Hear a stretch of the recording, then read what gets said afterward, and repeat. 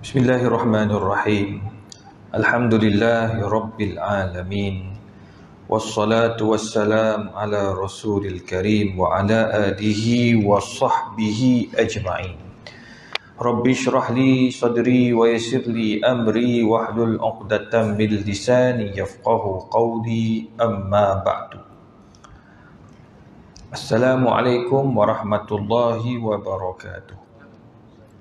Pertama sekali kita bersyukur kepada Allah Subhanahu wa taala kerana dengan izin dan limpah kurnianya, alhamdulillah, pada malam ini kita dapat sama-sama menyambung kembali kuliah kita dalam buku karangan Datuk Ismail Qamus yang bertajuk Indahnya Hidup Bersyariat. Tuan-tuan, puan-puan yang dikasihi sekalian, insya-Allah pada malam ini kita akan baca tajuk mengenai tanggungjawab suami dalam rumah tangga.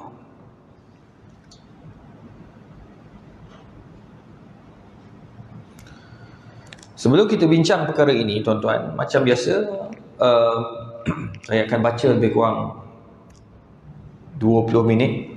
Kemudian saya akan buka soalan kepada tuan-tuan perempuan yang hadir dan juga kepada sahabat-sahabat kita dalam laman sosial untuk bertanya. Bagi yang nak bertanya terus, boleh WhatsApp atau SMS ke nombor 010 232 6621. 010 232 6621. Tuan-tuan perempuan, sebelum kita bincang mengenai tajuk iaitu tanggungjawab suami, ada perkara yang ingin ditekankan dalam buku ini, muka surat 192. Siapa yang ada buku Indahnya Hidup Bersyariat, boleh buka muka surat 192. Perkara yang mengharamkan nikah.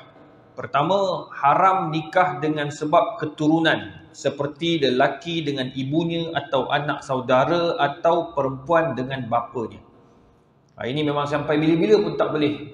Tapi sedar tak sedar, dekat Malaysia ni saja, dekat lebih kurang 100 kes lebih sumbang mahram. Apa punca itu? Masalah mental, masalah jiwa. Tak lain dan tak bukan, antara daripada 100 lebih yang orang kata, ustaz, 100 lebih daripada 30 juta rakyat Malaysia, sikit lah. Kalau tolak orang bukan Islam, yang berlaku pada orang Islam dalam 20 juta, katakan 20 juta orang, daripada 20 juta tu ada 100 lebih, sikit lah. Sepatutnya kosong, sepatutnya. Sebab ni anak kita kot. Yang berlaku sumbang mahram ni anak kita. Macam mana boleh berlaku? Patut kosong dekat negara kita ni. Macam mana boleh ada juga? Bila cek, tengok kes, didapati bapa tu penagih dadah. Satu. Tu tak pelik lah. Yang kedua, bapa ketagih ataupun dalam keadaan mabuk. Itu sebabnya Allah haramkan arak ni. Tak boleh nak cakap apa tak? 2. Nombor 3, ya, tuan-tuan perempuan yang dirahmati Allah, puncanya kerana bapa ini tidak ada didikan agama yang betul. Apabila mereka ini terlibat dengan masalah-masalah sosial, mungkin antara yang baru-baru ni yang dia sebarkan dalam laman sosial tu, bapa ketagih menonton video lucah, laman web lucah. Jadi bila dia seorang-seorang kat rumah, bini kerja, dia pula kat rumah kena buang kerja, duduk kat rumah. Anak perempuan ada. Kat situ dia mula membawa kepada perkara yang haram. Itu sebab Allah suruh jaga mata, Allah suruh jaga jangan minum arak, Allah kata jangan dekati benda-benda yang haram. Tak boleh. Tuan-tuan, ini semua benda yang pelik. Ya, rogol anak saudara. Padahal anak saudara kita tu, dia boleh rogol. La ilaha illallah. Ini tak tahulah nak cakap. Binatang pun tak buat kerja ni. Aib. Memang aib. Baru ni saya tak tahulah saya cerita ke tuan-tuan tak. Saya ada kawan saya, dia ni memang bela kucing. Kucing dia saja ada 5 ke 6 ekor. Setiap ekor kucing itu harga dia RM15,000. Kucing, Allah, cantik. Kalau tuan-tuan tengok dalam Google tu, red doll. kucing dia. Beli kat China 15,000 seekor. Beranak je, orang ni ambil jual, satu jual orang ni jadilah berapa. Dia jual pula dengan harga 15,000 pula. So balik modal lah. Macam bisnes baru ni ikat apa nama, ada sahabat kita juga, orang Islam kita, dia jual merpati. Seekor merpati 15 ke 20,000 ringgit seekor. Ni merpati pelik lah, dia ada gelang kat kaki dia. Ada kat Bandar Baru Bangi. Masuk surat khabar pun dia ni. Orang hebat. Alhamdulillah boleh buat rezeki kot, tak ada masalah. Cuma yang kucing tu, ada seekor tu, sebab dia beli 2 orang, seorang beli abang, seorang beli kakak, seorang beli adik perempuan, betina. Datang ke Malaysia, dia ni ambil betina, yang seorang lagi tu ambil jantan, kawan dia juga. Jadi apa berlaku? Bila besar, nak kacukkan 2 ekor ni, dia tak boleh kacuk main-main ambil tepi jalan kucing dah. Penyakit tu kucing tu. Dia tak boleh, dia kena satu jenis. Dia tak boleh merge tak boleh. Dia kena kalau red doll. Dia macam tu. Lepas tu keturunan kena yang sama. Kalau dia akan jadi penyakit. Nak cari kucing macam tu siapa tuan-tuan? Hanya orang level dia je. Level orang lain semua main kucing biasa-biasa je. Paling-paling pun 2-3 ribu. Dia 15,000 punya level yang memang elok punya keturunan. Lah kali apa dia buat? Dia gabungkan kakak dengan adik ni. Duduk dia jauh. Bila dah umur dekat 8 bulan, dia jumpakan balik. Jadi bersengawan lah 2 ekor tu. Bila bersengawan, keluar anak 3 ekor. Nak jual tak boleh. Sebab apa? Sebab keluar-keluar anak 3-3 lembik. Lembik ni otak dia lemah, otak kecil. 3-3 ekor. Pergi hantar ke hospital. Hospital pula bukan hospital biasa. Sekali masuk hospital tu, 3-3 ekor tu RM4,000. Ini semua mainan orang ada duit, tuan-tuan. Cuma saya nak cerita tu, doktor cakap apa ke ni pada pemilik ni. Saya bukan nak cerita kucing tu, tapi nak cerita pemilik ni. Sebelum cerita kucing tu, cerita milik tu apa berlaku tu. Doktor pesan, doktor tanya. Pertama, daripada yang bapa ke yang mak yang lembab macam ni? Oh tak ada, dua-dua laju, dua-dua aktif. Okey, satu selesai. Tu doktor pangkah. Maknanya salah satu daripada seekor tu tidak tafih, tak lembik macam ni. Tengok yang kedua, rupanya ada 20 soalan. Doktor cek. Dia test kucing ni, memang 20-20, fail. Kucing tu fail. Menunjukkan bahawa otak dia kecil. 3-3 ekor tu. Nanti kan jadi masalah lah, nak berak, dia tak reti nak pergi berak kat tempat dia. Dia jadi macam mana, lembam gitu, tak tahu apa gitu. Dia tak tahu, kadang-kadang kat makanan pun dia berak. Dia jadi lembam gitu. Doktor tanya, sekarang ni, mak dengan bapak ni adik-beradik ke? Terus jawab, ya adik-beradik. Doktor kata confirm. Dia tak boleh adik-beradik. Kahwinkan adik-beradik 2 ekor ni, inilah akibat di kucing ni. Dia masalah genetik. Kucing pun Allah jadikan tak boleh satu keturunan. Macam mana kau boleh rogol anak? La ilaha illallah. Tu tak berapa nak faham saya tu. Tu yang pertama. Nombor 2, haram nikah dengan sebab saudara susuan. Ini tak boleh juga. Saudara susuan. Adik susuan. Saya mak lain. Tapi isap susu dengan makcik tu. Makcik tu ada 7 orang anak. 7 tu anak saya. Anak saya, adik-beradik saya. Daripada adik-beradik susuan. Saya tak boleh kahwin dengan budak-budak tu. Sebab apa? Adik-beradik susuan. Berapa kali kenyang? 5 kali kenyang dalam mazhab Syafi'i. So kita pakai mazhab Syafi'i, 5 kali kenyang budak tu. Macam mana cara nak kenyang? Dia minum, kenyang. Dia tidur. Itu tanda kenyang. Dia bangun balik, minum lagi, isap lagi, 2 kali. Dia tidur. Lepas tu dia isap lagi sampai kenyang, 3 kali. Dia 5 kali kenyang. Yang ketiga, haram nikah dengan sebab berambil-ambilan, seperti lelaki berkahwin dengan ibu mertuanya atau ibu tirinya, atau ibu susuannya. Itu sebabnya tak ada istilah bekas bapa mertua. Bekas suami punya mak bapak bekas suami. Tu boleh. Mak bapak bekas suami. Tu kita cakap itu. Sebab bekas mak mertua, bapak mertua ni macam kita dah tak ada apa dah dengan dia. Mak bapak mertua ni walaupun kita dah berpisah dengan isteri, hidup atau mati, jumpa tepi jalan, bapak mertua tu kena salam. Kalau orang tanya, siapa tu kamu salam tu? Ini mak bapak bekas suami. Ataupun mak bapak arwah suami dulu yang pertama. Salam, tetap cium tangan. Boleh peluk, boleh berdua-duaan dalam rumah, tak ada masalah. Sebab mereka ini dipanggil haram mu'abbad. Sampai bila-bila dia tak boleh kahwin. Tu baru ni saya jumpa dekat Damansara seorang tu. Dia dengan menantu ni tutup aurat semua. Dia kata tak boleh Ustaz. Bagi saya, anak menantu saya ni dia kira orang luar sebab dia kahwin dengan anak saya. Saya kata, puan ikut mazhab mana? Tak, itu saya punya pandangan. Saya rasa tak betul kalau kita duduk dengan serumah dengan menantu saya. Makcik ni dah pening. Orang suruh pergi belajar kat masjid tak nak. Duk belajar kat YouTube tu yang jadi pening kepala tu. Menyusahkan orang pula. Jadi anak pening, anak menantu pening. Menantu kata, Ustaz macam mana Ustaz? Saya kalau balik rumah, katakan, dia masalahnya dia duduk serumah dengan bapak, dengan mak mertua dia. Dia kerja kat Kuala Lumpur. Bila dia balik, isteri pun kerja. Isteri tak sampai, tak boleh masuk. Bapak tak ada. Kan pening tu.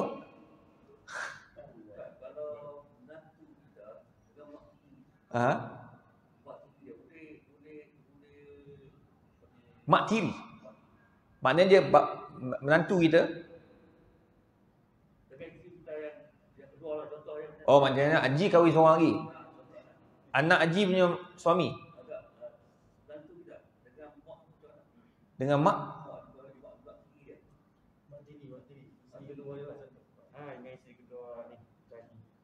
Mana isteri kedua Haji lah. Contoh senang gitulah. Dia banyak pening-pening dia boleh. Okey, Haji ada anak. Okey, anak Haji kahwin. Okey, lelaki. Menantu lelaki lah. Haji pula kahwin seorang lagi. Betul? Kahwin seorang lagi. So sekarang ni yang menantu ni boleh tak nak salam dengan mak tiri tu? Dia apa kaitan dengan mak cik tu? Tak ada kaitan. Yang tak boleh anak lelaki tu. Anak lelaki Haji dengan mak tiri tu dia panggil mahram. Tutup lah. Maknanya dia tak ada hubungan kat situ. Katakan Haji mati, anak tu tak ada apa dah, pun dia boleh dah melintang sana. Kan?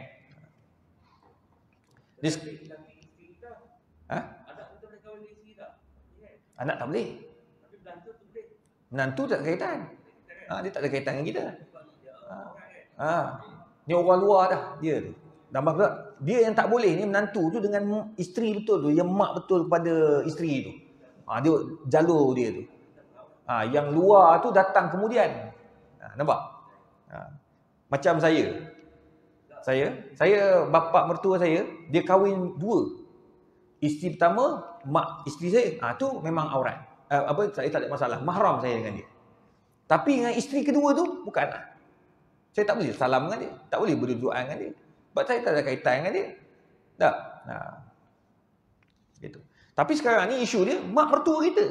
Tak boleh duduk sekali dia kata. Tak boleh, tak boleh tengok aurat saya dia kata. Saya kan dia tak ada kaitan dia kata. Susah. Ibu susuan pun sama juga, ya, bapak susuan, ya. Tapi kalau anak tiri macam tadi kan, anak tiri betul-betul anak bapak tu ataupun anak perempuan tu. Mak kahwin lain, tu tak boleh. Kahwin je dan berlakunya persetubuhan terus jadi mahram. Tapi kalau berkahwin tak sempat berlaku persetubuhan, tak jadi lagi bapak mertua atau mak mertua. So kata bercerai dulu awal. Contoh mudah gini ya. Minah dengan dolar. Itulah contoh paling mudah pun. Minah dengan dolar. Ya, berkahwin. Kan? Berkahwin.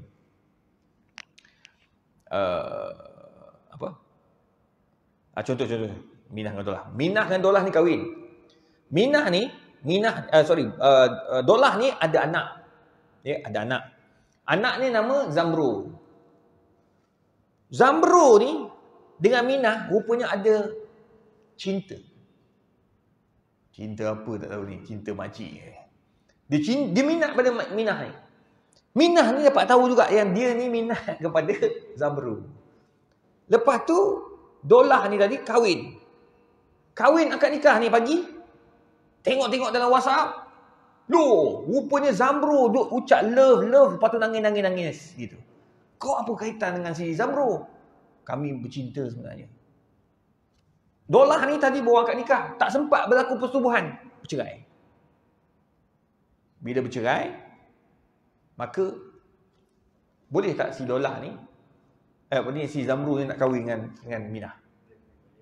Boleh lah, tak kahwin lagi kan? Tak kahwin. Tak berlaku persetubuhan lagi. Tapi menantu tak. Saya, isteri saya, anak saya perempuan tu, dia kahwin je.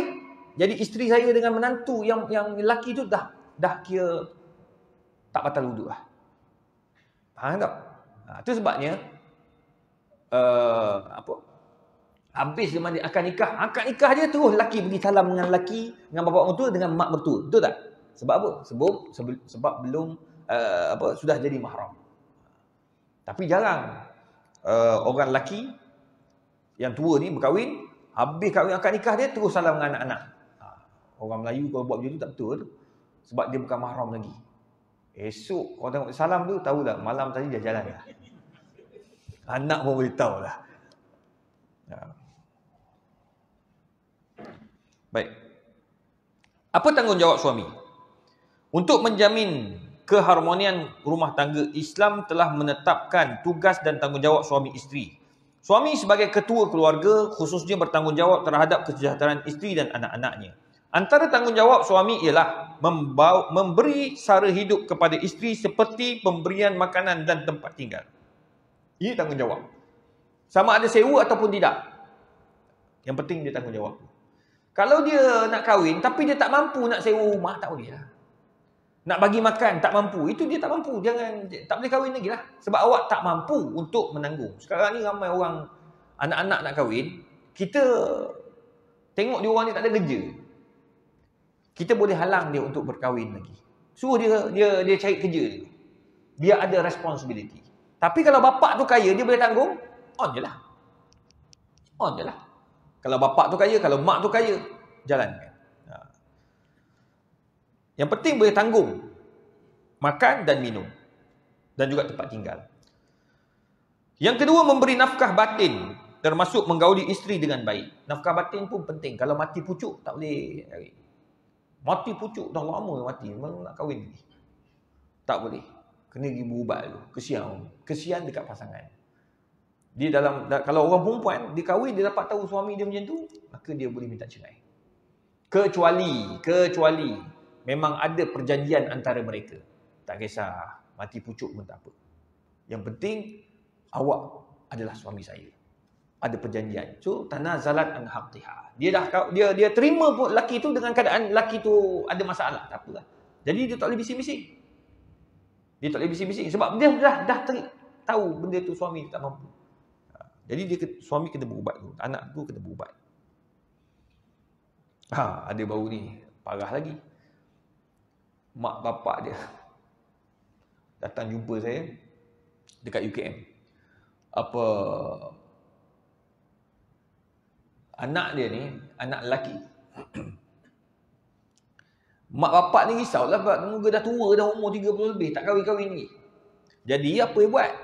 Mak bapak carikanlah perempuan. Rupa dan dah dekat 5-6 orang dia cari, semua anak nama. Jadi bapak ni risau, bapak kata mati pucuk anak aku ni. Tanya dia dalam kereta, kau ni macam mana? Takkan tak nak kahwin ni? Semua perempuan aku bagi kau tak nak. Yang kau sendiri aku tengok tak ada kawan perempuan pula. Kau ni tak nak kahwin ke? Ada masalah, kalau ada sakit, beritahu kita pergi ubat. Abah pula tahu ada tukang urut bagus semua. Baik dia tarik, insyaAllah sihat. Bapak dia. Lain macam tu mesti. Kena juga. Nak nombor saya bagi ni kan. Lepas tu, tahu tak anak cakap apa? Tak tahulah bah. Saya tak minat perempuan. Tapi kau tengok lelaki semangat. Hulah. Anak gay rupanya. Kalau bapak datang jumpa, macam mana ustaz nak buat ustaz? Kalau mati pucuk boleh ejah lagi. Tapi kalau gay masak ustaz.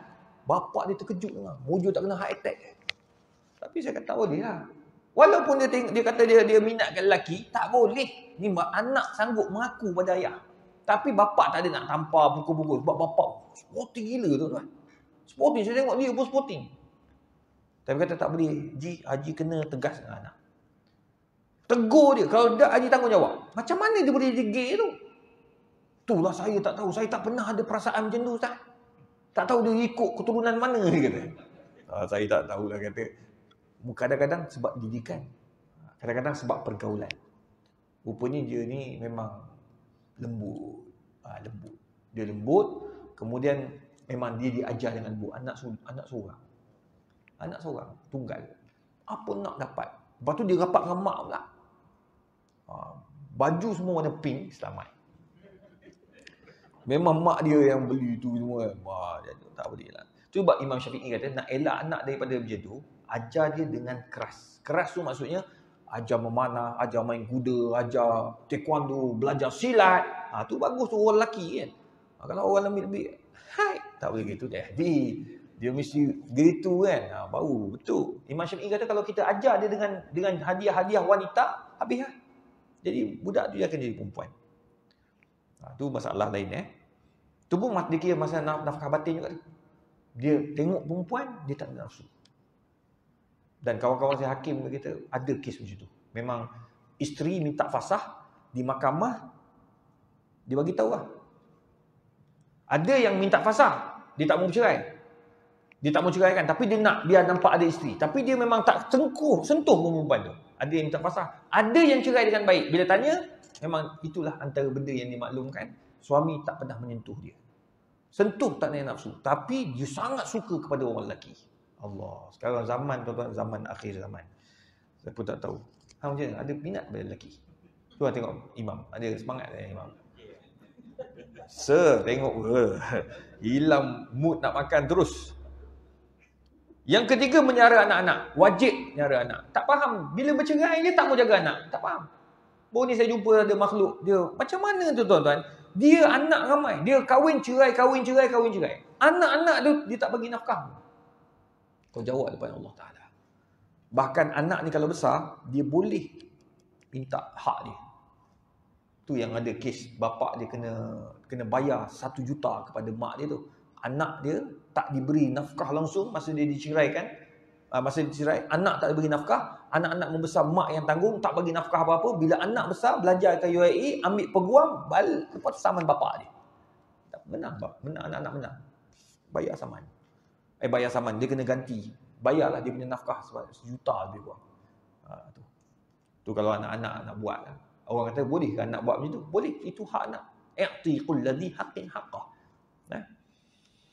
Yang keempat, melindungi isteri dan anak-anak dari segi keselamatan dan kesihatan. Ini penting. Itu sebabnya Nabi haramkan arak judi ni sebab apa? Tengok judi, kes judi. Dia orang sanggup jual anak, sanggup jual isteri. Semata-mata nak langsaikan hutang judi dia. Baru ni ada orang Melayu kita, muda dia. Jutawan tuan-tuan. Tapi baru-baru ni jatuh muflis. Miskin terus. Kalah judi 2.9 juta. Kalah judi 2.9 juta. Bisnes dia kelentong habis kawan-kawan dia. Kawan-kawan dia dia hutang 300,000, 400,000, 300. Semua dia lari. Sekali lari. Ya Allah, sedih saya dengar. Orang Melayu Islam kita hutang judi dekat Genting. 2.9 juta tu. Bukan sikit. Orang Islam. Muda ni. Sekali lari. Kalau dia kahwin setiap bulan, dia jual isteri dia. Na'udzubillah. Anak-anak pun tak pelik dia jual. Melindungi maruah keluarga dan harta benda. Nombor 5. Sentiasa membimbing. Yang keenam, sentiasa membimbing isteri dengan ajaran Islam menuju ke redha Allah Subhanahu Wa Taala. Ini nombor 6. So dia akan fikir macam mana nak mencari redha Allah Subhanahu Wa Taala. Bawa isteri datang masjid, belajar. Tahu isteri tak tahu hukum hakam, bawa datang masjid. Suami, isteri pula, dia tahu hukum hakam, dia tak tahu, dia tahu suami dia tak tahu. Dia bawa suami dia datang masjid. Itu bagus. Saya jumpa ramai orang dia bawa suami dia datang. Suami tak dia baca Quran. Dia datang, teman suami dia baca Quran dengan ustaz. Akhirnya pandai dia. Alhamdulillah. Tu penting. Yang ke-8, menjadi penasihat dalam menyelesaikan masalah isteri, anak-anak dan jiran tetangga. Ini orang suami yang baiklah. Dia boleh selesaikan masalah orang. Itu suami yang bagus. Jadi itu sebabnya kalau boleh tuan-tuan perempuan, kita orang lelaki ni tunjuk contoh yang betul. 8 ni kalau kita buat, isteri akan hormat. Betul tak? Oh tak? Ya. Takut je suami ke depan ni. Tanggungjawab isteri. Sekarang ni selalu suami dia akan pertikai tanggungjawab suami isteri kepada dia. Tanggungjawab dia kepada isteri dia jarang cakap. Kalau di mahkamah tu kadang-kadang kawan-kawan saya masuk surat khabar pun suami marah nak cerai isteri sebab perut isteri buncit. Suami buncit dia tak fikir. Tak je. Haji pun senyum. Tu sebab Nabi SAW perfect. Tubuh Nabi kemas, elok, segak. Sebab Nabi sesuai dengan isteri-isteri Nabi yang cantik. Nampak? Dan Nabi pula, dia tak compare. Oh, kenapalah badan kau macam ni, badan yang itu ni. Itu tak betul. Kita ni pula ada duit sikit je. Oh, isteri aku kat rumah macam Tun Trump. Ni yang ni cantik ni. Dia, kita orang lelaki kena ada perut, baru nampak kelakian. Banyaklah kau. Sebab kau ada perut, kau cakap macam tu. Cuba tak ada perut. Tu kadang-kadang kita ni tuan-tuan, selalu nampak yang lemah itu isteri. Kita orang lelaki tak nampak. Tak betul tu. Nabi tak pernah salahkan orang perempuan. Isteri tak seksi, kita marah. Kita seksi tak? Yang gelak kuat. Kat rumah, tidur pakai baju kemplekat. Dulu, kini dan selamanya. Beli boxer sekali-sekala. Boxer petak-petak, lepas tu ada rompong-rompong sikit kan. Ya, koyak sini. Baru nampak seksi kan. Isteri dia, seksa dia. Baru betul, itu Islam. Nak isteri, orang perempuan kalau dia beli baju tidur, beli itu. Sebab apa? Nak bagi nampak cantik depan suami. Dah kita orang lelaki. Orang perempuan, bulu ketiak cukur tiap-tiap hari. Takut nampak bulu ketiak, malu kat suami. Kita, bukan 40 hari yang Nabi suruh. 40 tahun lah. Bulu ketiak. Elok berpusing dia tu. Tak pernah nak buang. La ilaha illallah. Nabi setiap minggu, Jumaat, Nabi cukur ketiak dan bulu hari-hari. Cuma untuk orang Islam, disunatkan 40 hari. Maksimum. Bukan 40 tahun. Tanggungjawab isteri. Ini orang perempuan tak ada masalah dia buat. Menjaga kehormatan diri. Ini terutama bila mereka pergi pejabat. Dia pakai pakaian elok. Dia pergi tutup aurat. Dia jaga hubungan dengan lelaki lain. Itu bagus orang perempuan. Itu sebab dia tutup aurat. Tu pakai tudung apa semua. Nombor 2, patuh terhadap suruhan suami. Selagi bukan maksiat lah. Mana suami kata jangan keluar, dia tak keluar. Suami kata jangan tu, jangan ni. Dia ikut arahan tu. Suami kata pergi, dia pergi. Itu isteri yang baik. Ya. Tapi kalau untuk maksiat tak boleh. Awak jangan baca Quran lah. Menyampah saya dengan awak baca Quran. Tak boleh. Itu bercanggah dengan agama Islam. Awak jangan telefon bapa awak. Tak boleh. Sebab apa? Allah suruh buat baik pada mak bapak. Telefon je mak bapak. Tu mak bapak kita kot. Kan? Jangan telefon mak. Jangan telefon bapa. Mana boleh? Tu bapa kita. Bapa isteri kita. Mereka membesarkan anak-anak dia tu, isteri kita tu, lebih awal daripada kamu megang dia. So, jangan menghalang dan memutuskan suatu rahim.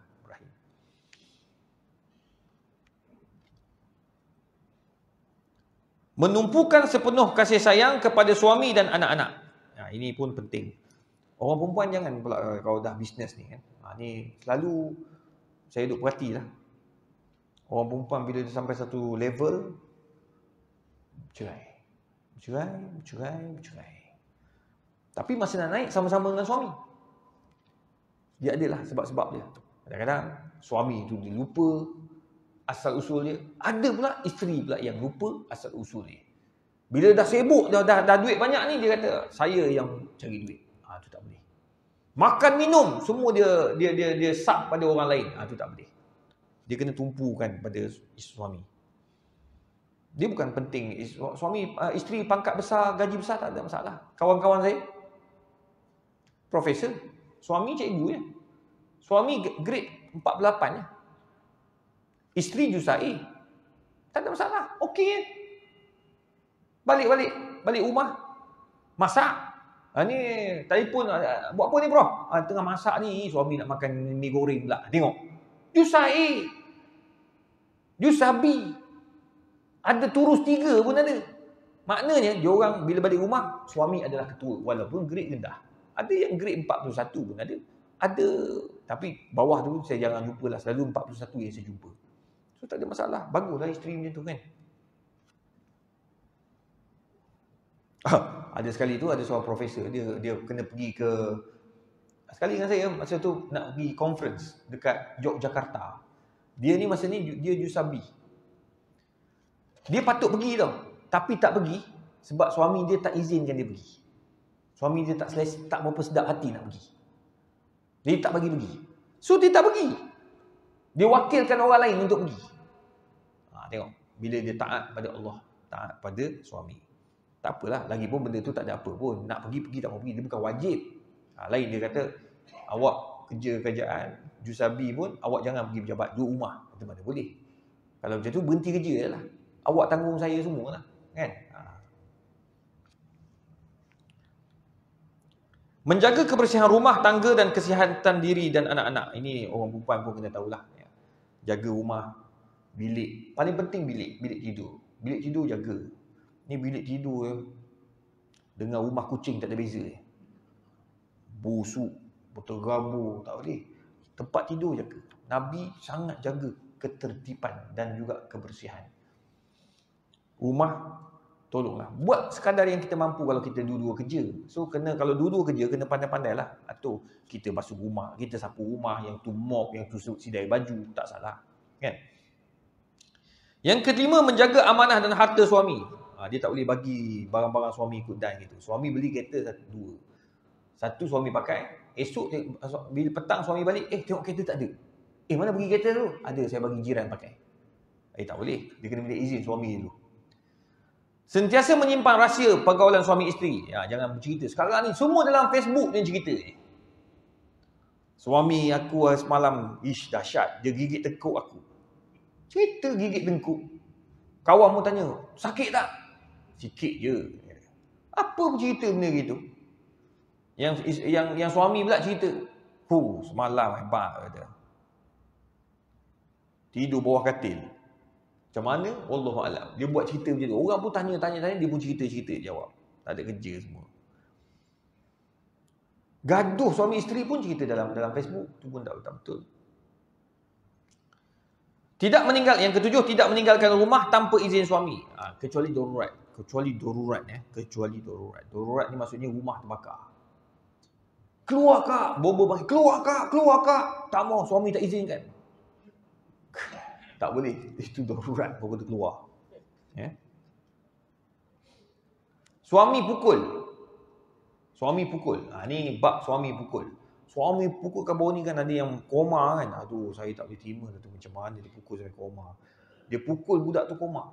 Kalau dah tengok suami dah lain, tuan-tuan, perempuan, buka pintu, cabut. Bagi tahu kat anak-anak. Kalau nampak suami pukul, lain macam dah pukul tu dah. Nampak macam bukan manusia dah. Tarik tudung apa, telekong lah. Kalau kata tak sempat, kau keluar dulu. Lari, apa yang ada sapu tu. Jumpa bunyi, tutup muka. Tutup lari, jumpa pergi pada polis tu. Atau pergi rumah jiran-jiran. Tolong. Ni, suami pukul. Boleh. Jangan tunggu. Sebab kita tak tahu apa yang jadi kat dia. Tambah-tambah yang jenis bela-bela hantu ni. Gitu apa benda pukul bini macam. Mai pukul aku tengok. Tengok macam mana.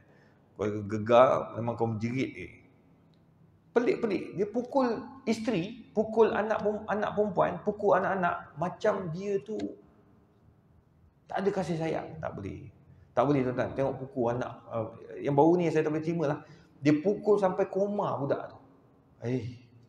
Kesian betul. Sampai hari ni koma kan. Yang kata letak baby tepi tu diam budak tu. Allahu Akbar. La haula wala quwwata illa billah. Sedih. Yang ke-8, yang terakhir, berhias diri hanya untuk tatapan suami saja. Dia tak bolehlah berhias lebih untuk pergi pejabat bukan main dia. Pakai baju yang mahal-mahal. Dekat rumah ala kadar je. kain batik dulu kini dan selamanya. Sama tu dengan suami dia. Jadi dia kena elok, jaga kat rumah, jaga penampilan, elok-elok dan sebagainya. Baik, tuan-tuan yang dirahmati Allah, selesai tanggungjawab suami dan tanggungjawab isteri. InsyaAllah pada pertemuan akan datang kita akan bincang bab poligami pula. Ni poligami ni cerita penting. Bagi tahu kawan-kawan yang nak poligami, mai datang. Aku nak bagi cerita kat dia. Baik ni cerita mengenai poligami. Ramai orang nak poligami, tapi dia kena tahu syarat. Syarat dia berat. Tapi kalau mampu, silakan. Kalau tak mampu, KIV. Apa maksud KIV? Niat je dulu. Niat. Kita semua dah niat dah kan? Dapat dah pahala gini. Cukup lah. Dapat niat pun dapat dah. Alhamdulillah. Kalau Allah tanya di akhirat, kenapa kau tak kahwin seorang lagi? Tak bantu ke janda-janda, ibu tunggal. Allah, aku niat ya Allah. Tapi tak mampu nak buat. Kalau kau buat, bukan aku bantu diorang. Aku azabkan diorang pula. Jadi elok-elok aku masuk syurga, aku pergi neraka ya Allah. Itu. Jadi dia boleh bercakap. Akhirnya baik kita buat apa yang kita mampu. Baik, kita bagi laluan untuk azan, lepas tu saya nak jawab sikit soalan kat sini. La haula wala quwwata.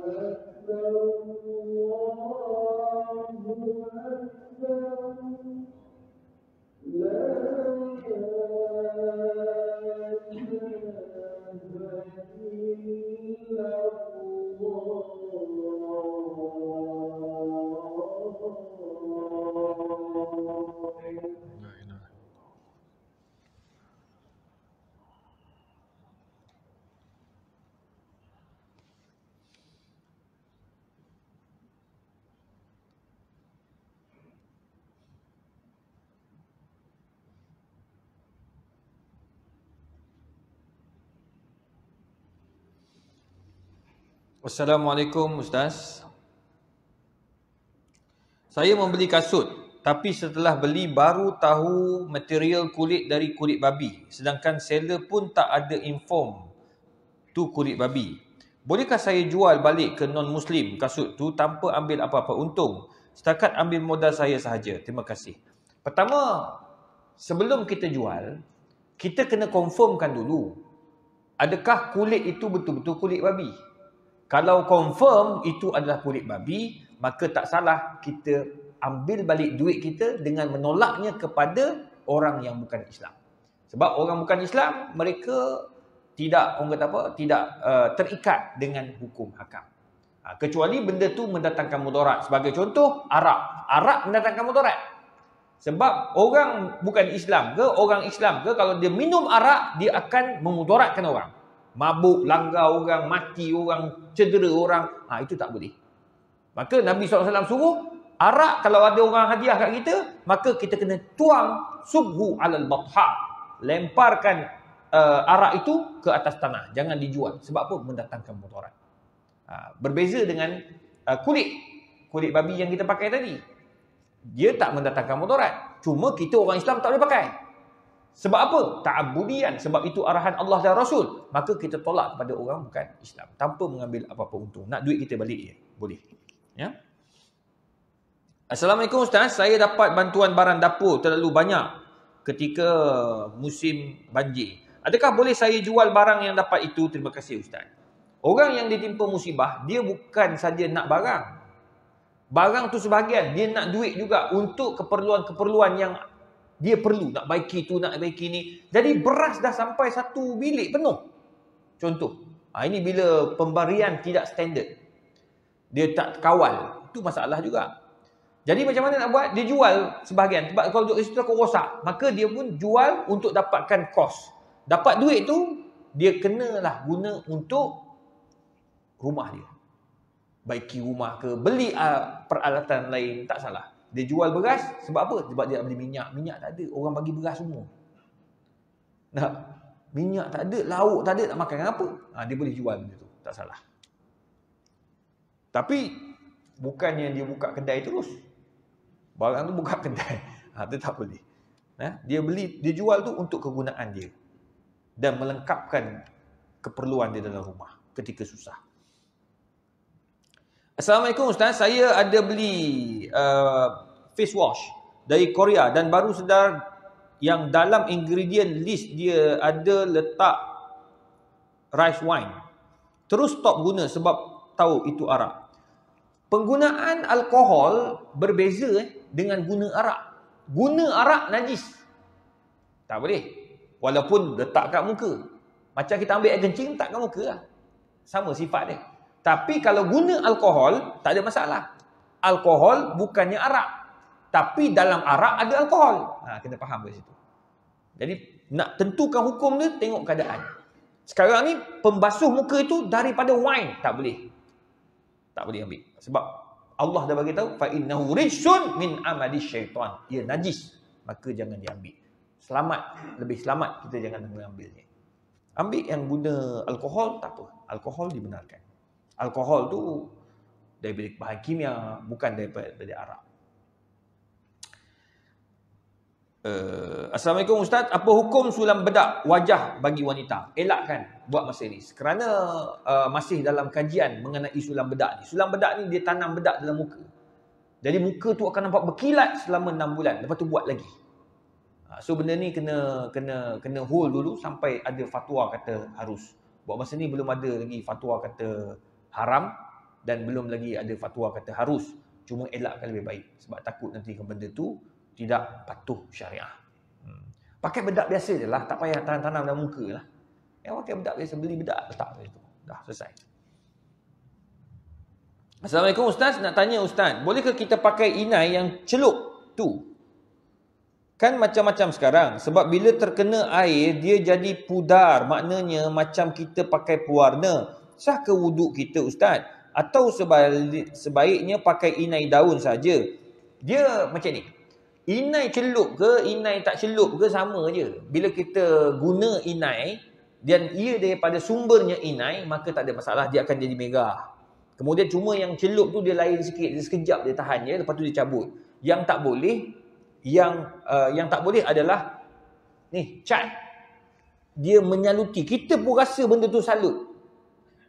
Dia macam lukit paper, cat. Kita tahu dia tutup kulit kita tu. Itu tak dibenarkan. Itu tak sah sembahyang. Kena kikis. Tapi kalau macam inai, dia celup macam dawat pen, cocok hitam. Lama-lama dia akan hilang. Itu tak apa, tak ada masalah. Dia serap pada kulit tu. Tak ada masalah. So boleh pakai, tak ada. Assalamualaikum Ustaz. Wanita dalam iddah yang kematian suami, bolehkah wanita ini ke surau untuk bersama-sama solatkan jenazah suaminya?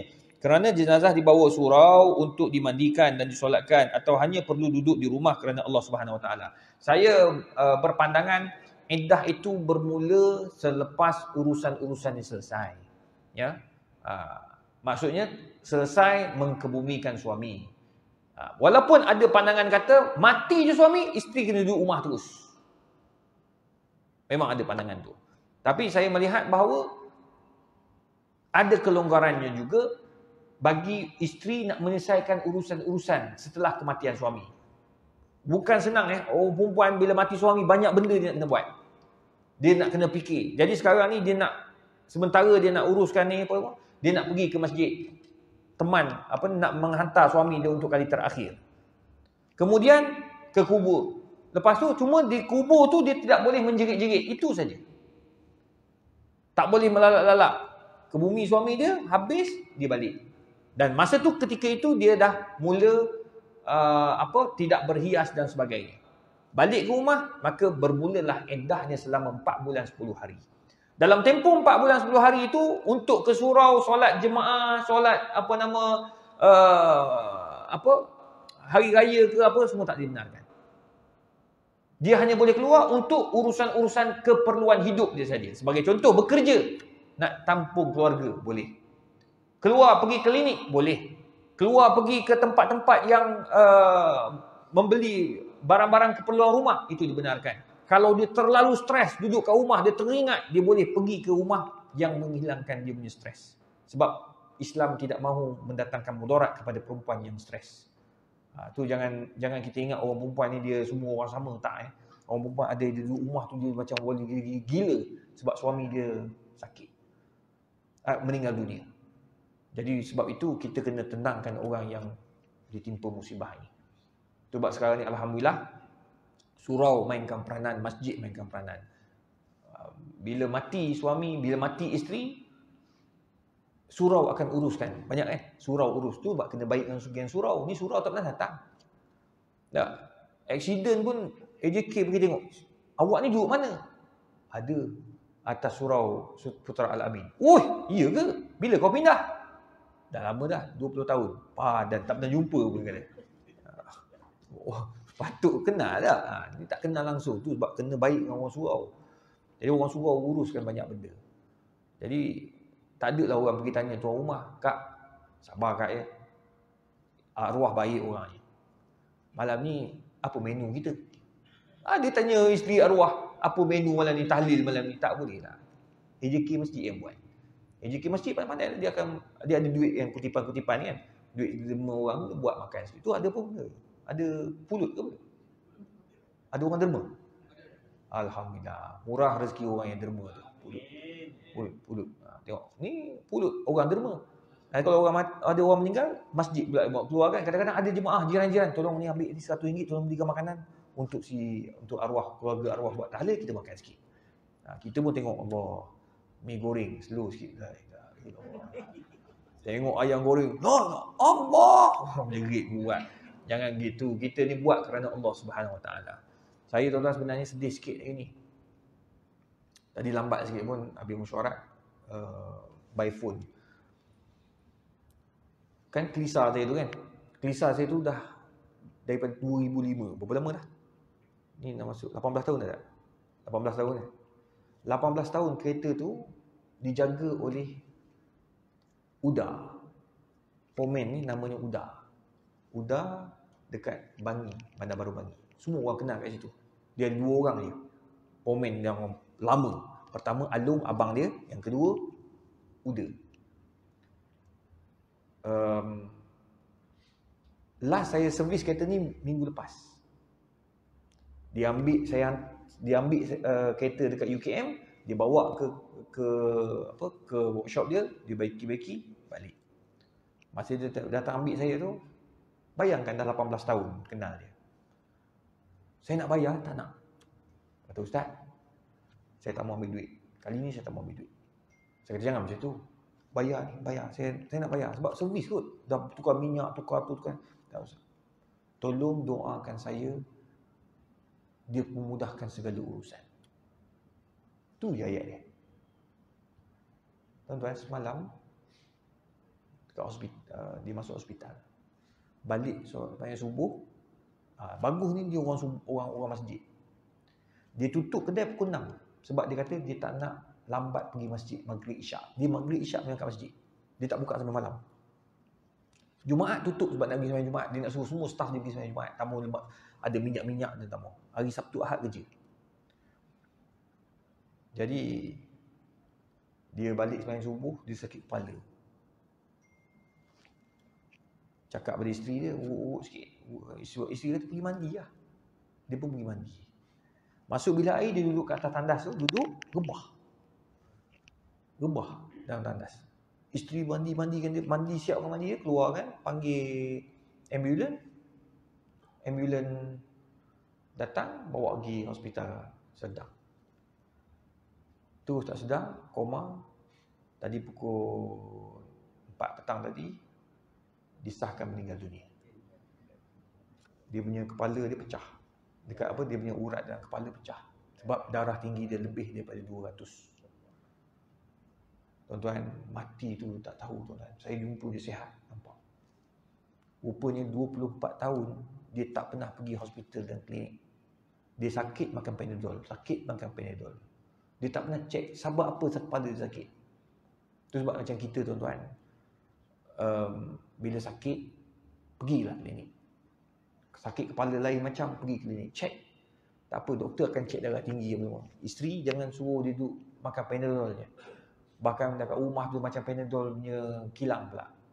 Bawa pergi klinik, tengok apa pandangan doktor. Ni sahabat saya ni 24 tahun tak pernah pergi. Doktor kata dia tak tahu yang dia darah tinggi. Jadi maknanya masa dia stres mungkin. Waktu pagi memang darah cepat naik. Itu sebab orang rebah dalam bilik air. Sebab orang nak masuk ambil wuduk, nak semayang, dia rebah masa tu. Orang kena stroke tengah tidur. Orang stroke masa bangun tidur. Tu banyakkan macam tu. Sebab waktu pagi, darah kita naik. Itu sebab Nabi ajar, bila kita bangun, duduk seketika. Baca doa-doa, apa yang patut, kita tenang. Dia darah rendah, dia turun. Lepas tu, turunkan kaki dulu ke bawah, lepas tu baru bangun sikit. Lepas tu jalan sikit. Bahkan orang lama-lama ajar, dia kata apa? Minum air kosong dulu. Minum, dia turun, lega tu, baru jangan masuk bilik air. Kalau nampak badan, kepala macam tu, jangan masuk. Duduk dulu. Jadi tuan-tuan, kita sedekahkan Al-Fatihah untuk sahabat kita semua. Dan dia di Bandar Baru Bangi tu sangat baik. Orang surau semua kenal dia. Orang masjid pun kenal dia. Sahabat saya. Al-Fatihah. A'udzubillahi minasyaitonirrajim. Bismillahirrahmanirrahim. Alhamdulillahirabbil alamin. Arrahmanirrahim. Maliki yaumiddin. Iyyaka na'budu wa iyyaka nasta'in. Ihdinas siratal mustaqim. Siratal ladzina an'amta 'alaihim ghairil maghdubi 'alaihim waladdallin. A'udzubillahi minasyaitonir rajim. Bismillahirrahmanirrahim. Alhamdulillahirabbil alamin. Wassalatu wassalamu ala rasulil karim wa ala alihi washabbihi ajmain. Allahumma faqihna fid din wa 'allimna at-ta'wil. Allahumma yassir wa la tu'assir ya mujibad da'wat. Rabbana atina fid dunya hasanah wa fil akhirati hasanah wa qina adzaban nar. Wa sallallahu ala sayyidina Muhammadin wa ala alihi washabbihi wasallam. Taqabbalallahu minna wa minkum. InsyaAllah kita jumpa pada bulan hadapan. Waktu yang